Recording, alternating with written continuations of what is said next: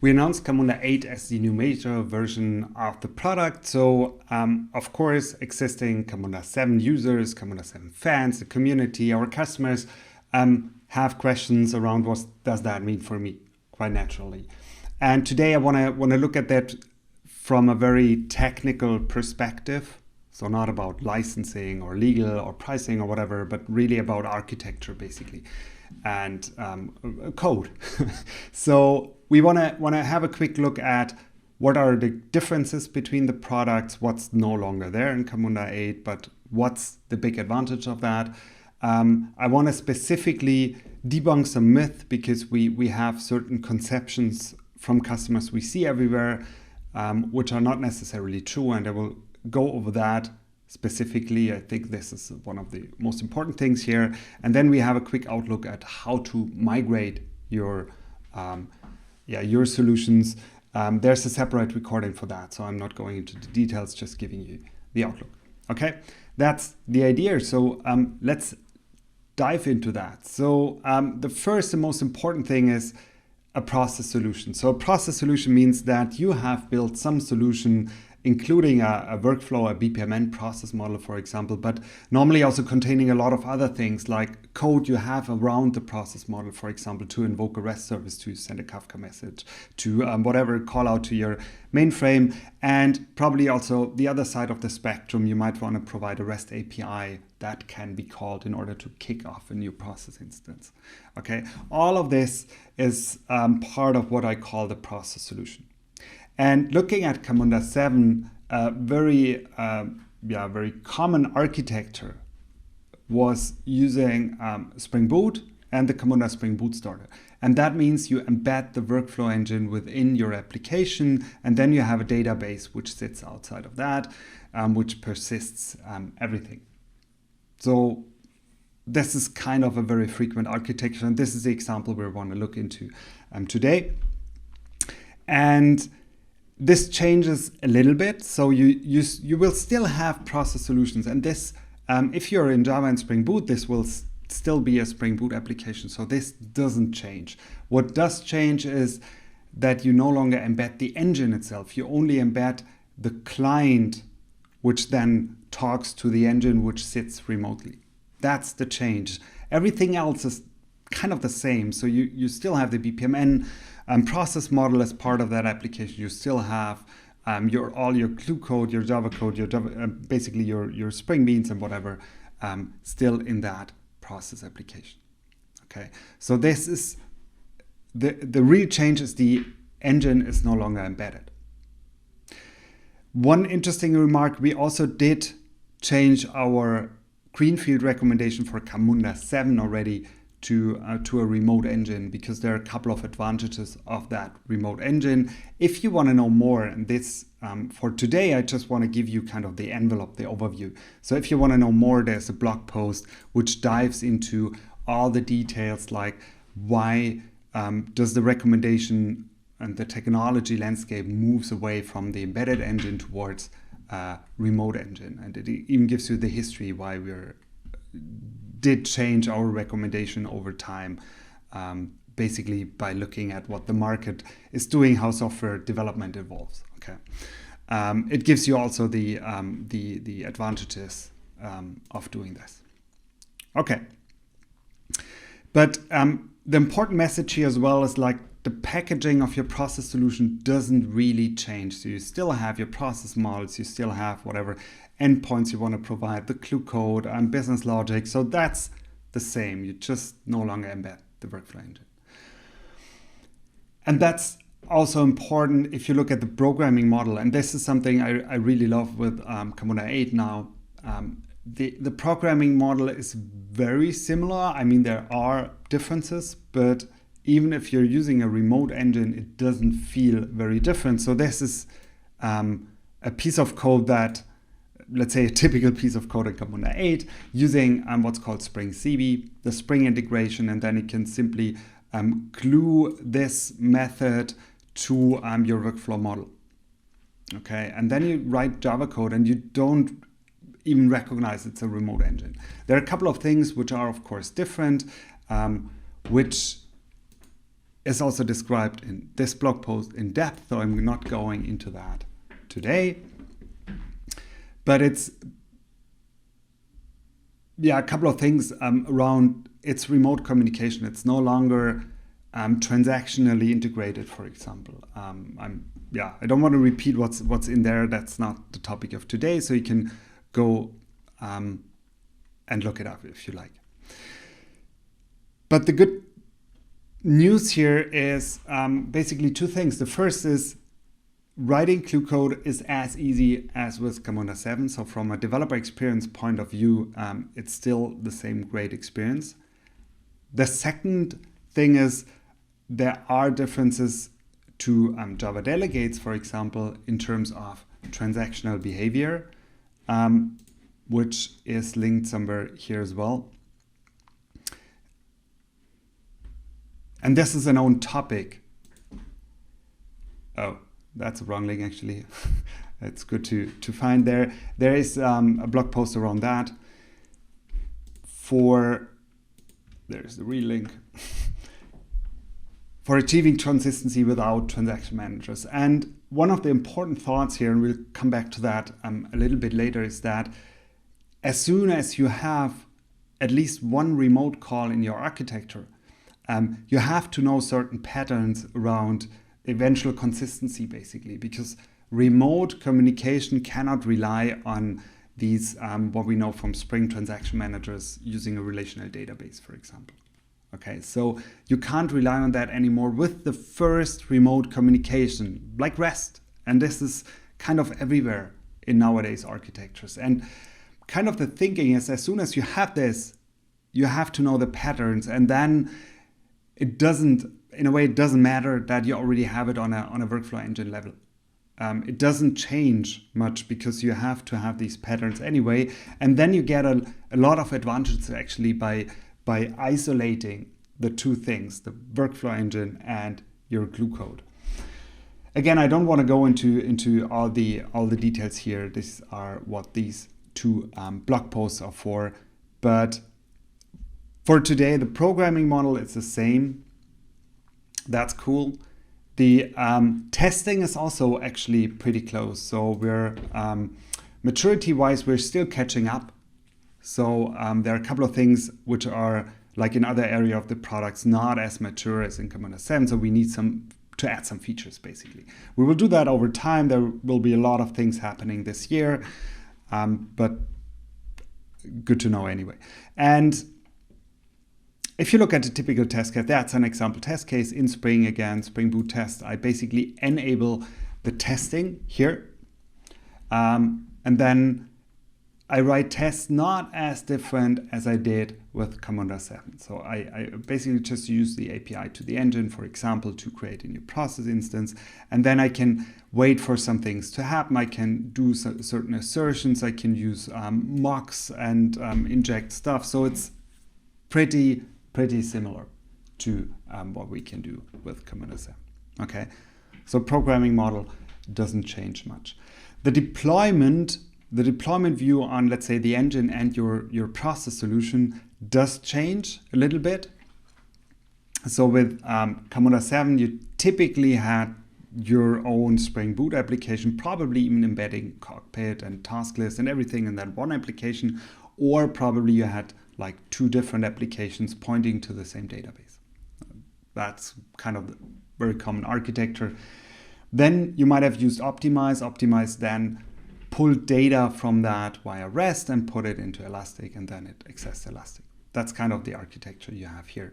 And with Camunda 8, the difference is your process solution no longer embeds the workflow engine. It doesn't embed all the tooling, but instead the workflow engine, in this case CB, works as a separate, it's a Java application basically, and you normally cluster this for resilience and high availability, at least normally 3 nodes. That's kind of the typical scenario. And then you have the different UIs, which are all Java applications, so operate, optimize, and task list, which are normally just operated as own Java application on an own container. Again, you might have 2 of them if you want to go for high availability. Probably you don't even need that.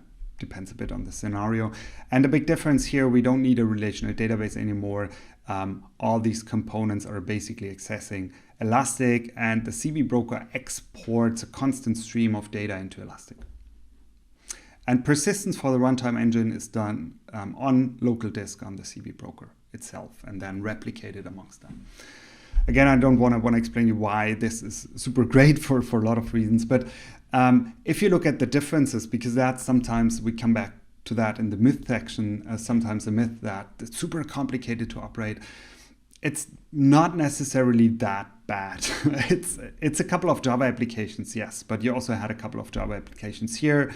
You remove the dependency of a relational database, which for a lot of scenarios is actually a big advantage. And everything goes to Elastic. So it's a cleaner model in a way. But focusing on what's the difference, that's kind of the difference. For your own process solution, it doesn't mean much. It simply means that you have to provide basically the endpoint to the workflow engine via configuration. So if you're in a typical Spring Boot environment and probably deploy via Docker and Kubernetes, it means that you have to set environment variables, which Kubernetes more or less does for you. So pretty simple to set up actually. If you want to run this, one of the options is also using SaaS. This is new. You couldn't do that with Camunda 7, so you don't have to operate all of that yourself. You simply, by the click of a button, create a cluster in Camunda SaaS. But of course, you can run it self-managed, and then there are Helm charts available which are supported by us, so you can run it in your own Kubernetes relatively easily. Okay. So these are the core differences. Just to point out a couple of important things that are no longer available in Camunda 8. And the biggest thing, and we already talked about that, is the embedded engine. So you cannot embed the broker in your own application. I mean, technically you can do a lot of things, but it's not a supported thing. Okay. There is, just as a note, because that's sometimes also a discussion, for testing, we have a dedicated, kind of in-memory version of the broker. That's a stripped down version of the broker, which runs in Java, in memory, in the same process for test cases. So this is kind of the exception, but this is only for test cases.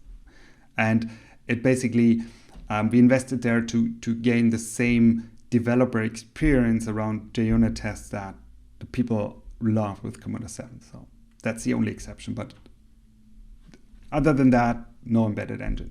And that also means that you cannot do like share an asset transaction manager like in Spring, for example. It doesn't work.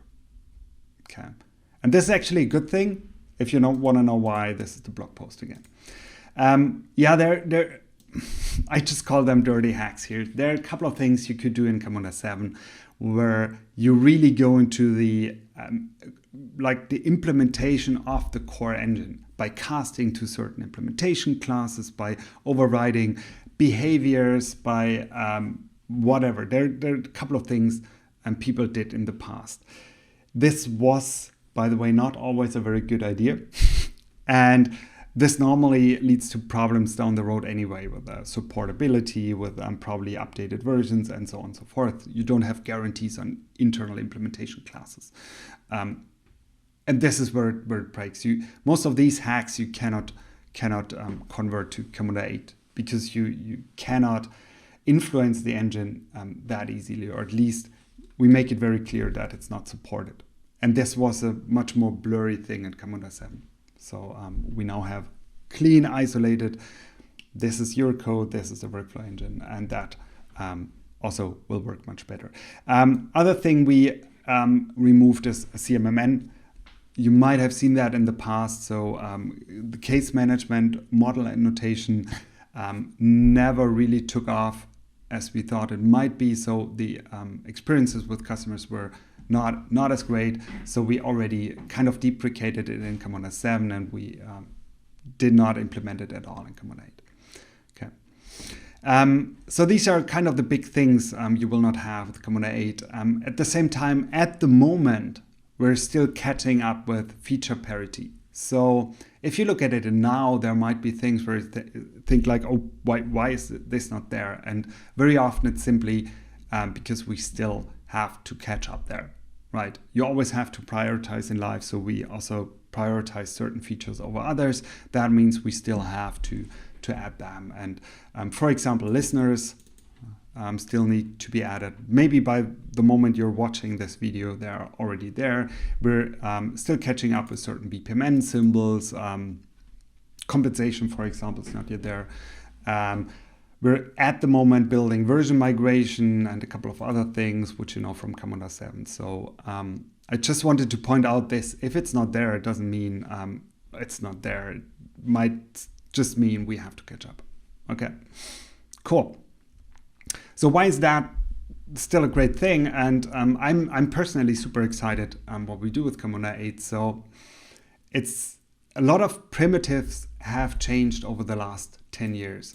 And this is a lot about what we now do with microservices or Docker, but in a way that's deeper than that. We're building more complex systems. And in order to do that, they need to be distributed. It doesn't work otherwise anymore. And that's what we see in a lot of contexts. We cannot just build a huge monolith, probably including like services from the outside. It doesn't work. We have to work distributed. In order to manage that complexity, we basically came up with a lot of patterns that supports it, like Docker running it, or Kubernetes, kind of the prime example. So microservices as an architectural style and all the patterns around that. And this changes the way we develop software. And this also changes the possibilities we have. So just as an example, the embedded engine was great in a world where it's pretty hard to set up like an own resource for the workflow engine. It meant like, oh, you have to install something. Oh, how do I do that? How do I make sure it works the same on every developer machine? Now it's a Docker run, and you know it's the same on every developer machine. You can spin up something in the cloud super easy, click off a button, or you might even call an API. I have a test case where I call an API to create a workflow engine on the fly for my test case and stop it afterwards. Super easy to provision resources. And this changed. So this makes it possible. This is kind of an enabler to run the engine remotely, like a separate engine. And then you have the clean isolation, and the external task patterns gets the default. And yeah, this gives you a lot of good things like isolation. I talked about that in length already. Decoupling, temporal decoupling, even if the service is not available, you can simply pull the task later on. You can go polyglot. That's a huge thing, actually. We already have with Camunda 7 like a lot of C# customers, but they're they simply don't have the same support as the Java customers, and this does change. And then you might have one big process solution. You still can do that, but you always have the possibility to extract one worker at any moment because they're not coupled together. It's super easy to just extract one worker and run it because you want to scale it independently, or because this worker might be easier written in whatever, Python or C# or whatever. Okay. We already had the external task pattern in Camunda 7, but honestly, it was not the same developer experience yet as with Java Delegates. So we still have to catch up there, and we did that really good from the ground up with Camunda 8. And then, of course, you can like operate it cloud natively, whatever that means, but it basically means in these modern environments, like things like scalability. I can easily scale it, like even horizontally. So we can, and that's, we can, you probably know all of that. Go to a use case and whatever. We have, and this is a big thing, stable throughput patterns. With Camunda 7, if you had a peak in load, it was pretty hard sometimes to predict what exactly happens, because you might block certain database transactions, you get locking problems, you might are out of threads or whatever, right? So it's pretty hard to predict the exact scenario. And with Camunda 8 architecture, it's basically, okay, you get the throughput, and if the system is under full load, you get back pressure, and it's pretty clear, it's pretty defined what happens. And that's super great. And we have more resilience. We can now support geo-redundant scenarios, something that was asked super often, like, hey, we have that data center here in Europe, here in the US, how can we replicate data? And doing that synchronously with a relational database is not impossible, but pretty hard and also pretty slow.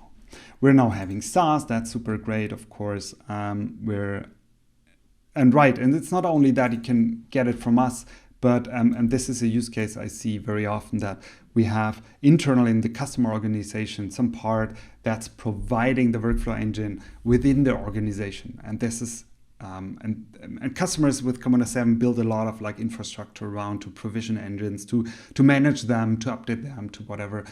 And this is something get out of the box, because that's exactly what's built around the workflow engine with the whole Helm, Kubernetes, operator ecosystem. And of course, there are a lot of examples where we simply learned from Camunda 7 and had the opportunity to do it better. And just naming 2 examples here, like messages, if you have a message to a process, they can now be buffered. That's something which was asked super often, which led to a lot of confusion. This is kind of a downside of the BPMN spec, that this is not by default, but we now can also buffer messages, and we can do multi-instances correctly. If you're into that, you might know what I'm talking about. And of course, there's a lot of innovation currently happening. So we're looking at connectors or web modeler. I'm not going into any of those here, but you might have heard about them anyway. Now let's look at the myth. And with the basis, what we already talked about, that should be relatively quick, and it's more kind of, reference material you have at your disposal. So sometimes we hear that, okay, Camunda 8 has so many components, it's super difficult to operate. So if you look back at the picture, it's not really that complicated. It's, okay, there are a couple of more Java apps, but does it make such a big difference to run 5 or 8 Java applications, especially if you look at modern infrastructures like Kubernetes or OpenShift, which is also Kubernetes? No, not really, honestly. And you have all the monitoring infrastructure in place to also control that. So overall, this is something which is not anymore a big problem. At the same time, you remove the relational database, and the relational database is sometimes more painful in this world. So I would say this is pretty even. Right, because also Camunda 7 is already a distributed system, right? You have optimized something else, you have Elastic. You might have Cockpit not running in your own embedded application. That's what we see very often. Then you have a couple of complexities as well. Okay, and we now have new native Kubernetes support, which makes it easy to operate these components. Much easier than setting that up basically from scratch for Camunda 7, even as there are community efforts for providing Helm charts there as well. And of course, you can simply use SaaS, then you don't have to do it anyway. The second big concern we always have is, okay, now you have this CB cloud engine, remote, and but I'm a Java developer, I'm a Spring Boot person, right? This will give me a hard time, and this is simply not true, right? So I showed that in the very beginning. The programming model is pretty close to Camunda 7. The convenience is good, and we're even improving on that. We have integration into the prime frameworks, especially Spring Boot, but also Micronaut is already there in the community. You can even, if you like, keep running your existing code if you migrate, for example, of Java delegates, because there's an adapter which basically just provides the worker towards Camunda 8 and then delegates to the existing code. It's not very complicated. And this is available as a community extension, so you could also look in the source code. It's not super complicated. You can still integrate everything. That's what I heard also, like, hey, we can't, but I don't want to have my microservices connect to Camunda to fetch work with that external task. No, it doesn't have to be like that. You have your code in your process solution, it fetches the work, and then it calls out to the REST service. No problem. And you can still delegate all the exception handling. You can throw BPMN errors, which leads to something in the model, or you can create the incidents, basically, or incidents are created if you throw exceptions in your worker code. So it's not very different to what you know from Camunda 7. And the next thing, which is often connected, is like, yeah, but I need to run that engine. That's an obstacle.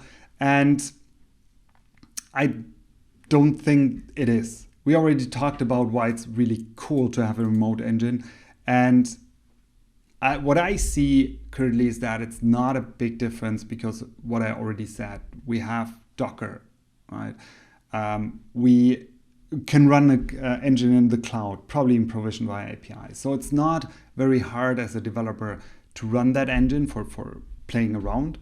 I mean, you can unzip and run it locally with a double click. So looking at other capabilities people are using, like a database or messaging or probably even Kafka or whatever, it's not a big deal actually to do that.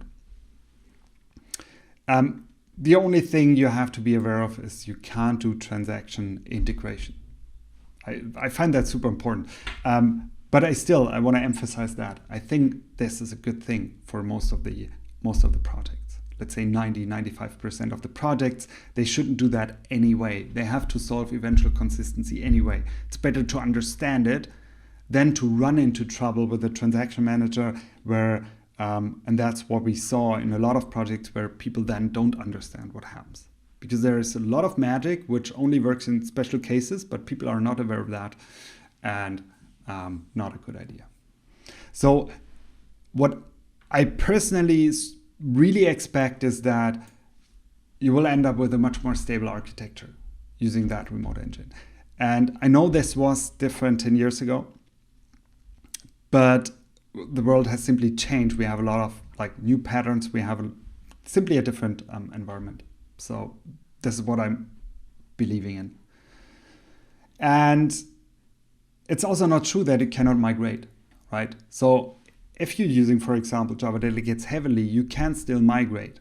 And migration, and there's an own video on that, you can do. So you basically still BPMN, there are a couple of extension elements different. True, there's a modeler plugin which can convert your model. That might be a good jump start for, again, 80% of the cases. You might have to customize something or do a couple of things by hand, or some things you do might not be supported anymore. So it depends a little bit. But the typical Java delegate or Spring expression can be reused by the adapter. So it's not very hard. The second thing to know here is you don't have to migrate, especially not now. And that's sometimes also the conception we get. No, you don't. We support Camunda 7 for another 5 years, and with full support, we mean not only patching security, we really do development. We develop features there. We haven't changed anything in the organization for kind of, or let's say the other way around, the same engineers are still working on this. So this doesn't change. Okay, so you're pretty safe. Keep running on Camunda 7. And even after these 5 years, I mean, we will re-evaluate this situation after the 5 years. Maybe we extend the full support, one possibility. And even if not, we will have kind of a maintenance support that goes beyond that, because even now we already have customers with long-term commitments, which we of course keep. I mean, yeah.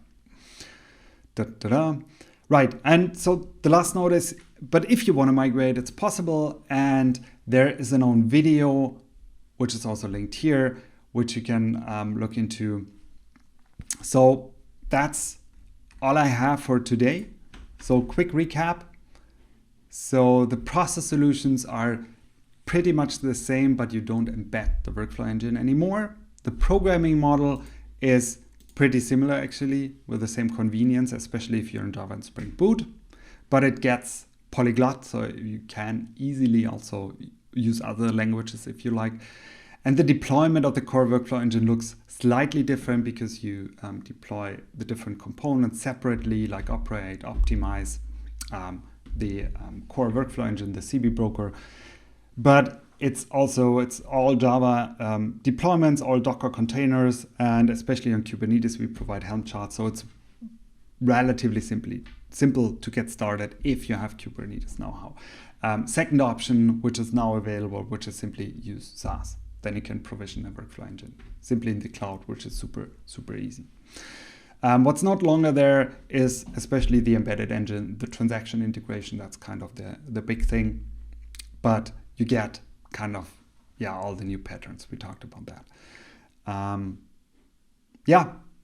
That's all I have for today. If there are any questions, never hesitate to reach out. Thanks for watching.